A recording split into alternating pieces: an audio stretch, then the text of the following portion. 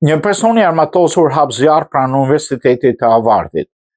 I dyshuari është arrestuar në Cambridge, në Massachusetts, pasi qelloi me armë të bërë vetë në shtëpi drejt makinave që kalonin në një rrugë ngarkuar pranë Universitetit të Harvardit, duke plagosur 2 persona. Autoritetet lokale e kanë identifikuar të dyshuarin si 46 vjeçarin Tyler Brown nga Bostoni. Shoferët u detyruan të braktisjen ato mjetet e tyre dhe të iknin, ndërsa një operacion masiv policor përfshiu shpejt zonën. Autoritetet thanë se qelluan 50 deri 60 të shtëna gjatë incidentit. Një dëshmitar, Joseph Mininho Rodriguez, tha se i pa të shtënat nga balkoni i apartamentit të tij me pamje nga rruga. Mendova se ishte një videolojë, u tha Rodriguez gazetarëve. Atij nuk i interesonte fare, nuk i interesonte. Personi i armatosur u arrestua pasi një policë shtetëror dhe një civil i armatosur, një ish-marinës, hapën zjarr ndaj tij.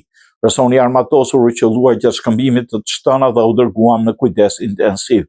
I dyshuari u identifikua më vonë si Tyler Brown, 46 vjeçar, i cili thuhet se është në lirim me kusht për veprat më parshme penale dhe është në proces të zhvendosjes në zonë. WBZ News raportoi se ai ishte dënuar me 5 deri në 6 vjet burg në vitin 2021 për tentativë vrasje ndjekur nga lirimi me kusht dhe urdhëruar të nënshtrohej një vlerësimi të shëndetit mendor. Vendi i sulmit pranë kampuseve të Harvardit në Institutit të Teknologjisë të Massachusetts përdoret gjerësisht nga udhëtarët si dhe nga vrapusët dhe ciklistët që shijojnë pamjet e lumit.